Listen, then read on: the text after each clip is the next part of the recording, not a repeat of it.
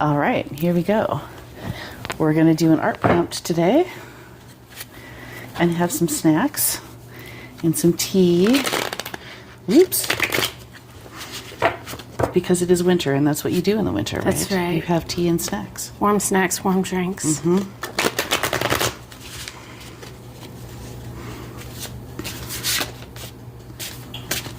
All right. So what's our prompt today? Well, we're going to draw for it. Ah, I see. Oh, that's beautiful. I see it. I have to the one that it. There's one that was upside down. There's another one upside down. This one has ballet slippers. The 9 of Wands. I'm going to have to get right up there. Is there enough light? Yeah. Yep, that shows. That's so pretty. So the 9 of Wands is for like putting in the hard work even when it is tiring, even when you don't quite see the finish line, but you got to keep fighting the good fight. Okay. Okay. Tell me more. Here's the other card I drew. We'll use this as as the lens through that, or Okay. like as an extra information. We got the Lovers in the form of mutualism. We have the Hermit Crab with his What? jaunty anemone hat. Mutualism. All right. So let's talk. So let's see what our prompts have to say about those.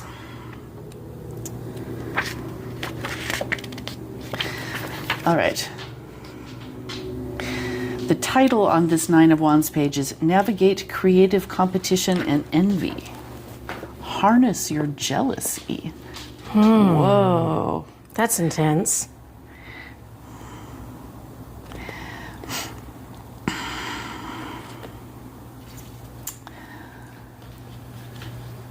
The trick is to harness that jealousy into something productive instead of letting it eat you. When this card appears, you are invited, through the creative lens, to survey your jealousies and reframe them as fuel for your own creative fire. Instead of letting yourself fall prey to all the ways you think you're missing out or getting buried under other people's success, you can remember yourself and refuse to let other creatives' wins distract you from your own creative satisfaction. So, the prompts for this card are: jealousy has been referred to as the green-eyed monster. Create your own version of the monster in a piece of art. Ugh. Create a self-portrait depicting you as the source of someone else's jealousy. Oh.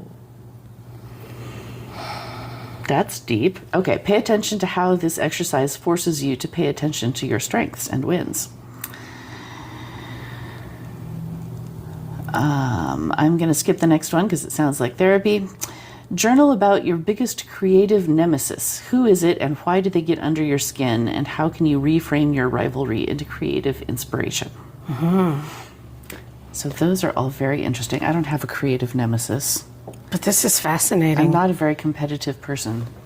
I'm not either. And I was taught when I was younger that when you're feeling jealous for someone, to try to look at what it is about them that's giving you that feeling and ask yourself if maybe you want to develop that in your life and that's why you're feeling the envious feelings.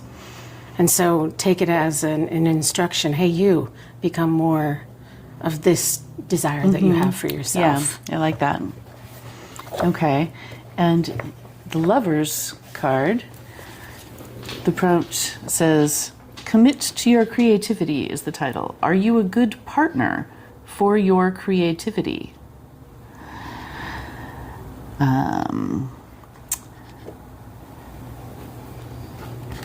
Your relationship with your creativity is a partnership too.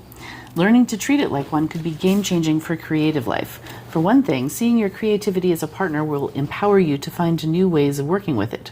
For another, approaching experiences of creative block the same way you might address a conflict with a friend or loved one will help you show compassion to yourself and focus on working toward meaningful solutions. And finally, looking at your relationship to your creativity as a partnership will foreground the importance of making commitments to maintain and nurture your creativity. I like that. And so the prompts here create a piece of art that illustrates an ideal partnership and consider how these values are present in your relationship to your own creativity. Recreate this card using a visual medium you've never worked in before. Make sure you fully commit to giving it a go, no matter how self-conscious you feel while trying something new. I feel like if we wanted to do that one, we needed to have prepared differently and brought different supplies. Different supplies. Okay, so I think It gives us perspective on the first card. yeah, I think the prompts for the Nine of Wands are good, but maybe with a, you know, a sauce of the Lover's card prompts. All right, we are going to go away and have tea and snacks and make some art, and maybe you would like to pause the video and do that also, and we'll be back in a little bit.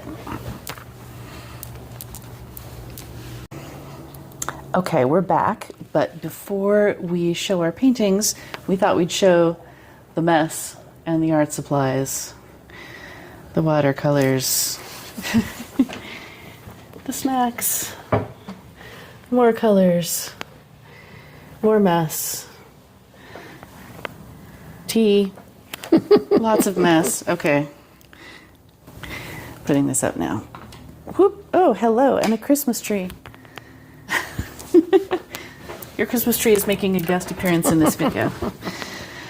All right, so we went away to make art on the theme of jealousy and or your relationship with your own creativity. Right. So I went with jealousy because I wanted to create someone else's jealousy. As when I was a child, it was an adult woman who had jealousy for me, and that created a lot of pain in my life. But I've added my third eye to the situation, which has caused me to bloom, seeing the situation for what it was. And so that's what the red hair represents, because I was always a bit of a strawberry blonde. awesome. I thought about, I have trouble thinking about what people would be jealous about in me, myself. But what I did think about is that if 10 years ago, if I had gone to somebody's sewing room that looked like what mine does now, I would have been mad with jealousy. So here is my sewing room with all of its neatly organized and colorful yarns and fabrics and tools and supplies, and it's full of plants right now because it's winter and they all have to come inside because Iowa. Yeah, but I feel like that's also has something good to say about my relationship with my own creativity, right? Because I do treat it as important and as an essential rather than an optional. Like, Right. It's not a luxury. It's a base level element of what I need to be mentally healthy. In fact, that's one of Lynn's gifts. She brings art to other people, and she brings people to their art. And that has really helped me to expand, working toward my desires in my life. I paint often now when I'm frustrated, and then I get back to work, and my creativity for my job is there. Awesome. Anyways, so tending my relationship with creativity by giving it a place, I feel like that was an important, like, it needed its own place so it could be happy. I love that. Anyways, we enjoyed, here, I'll hold these cards up to the camera one more time, just because, we set this up with this nice lamp and we never turned it on. It's a bit dark, isn't it? It is. Well, anyways, I hope you enjoyed, and I hope that you go away and make some art of your own, tarot-based or not, and we'll see you next time.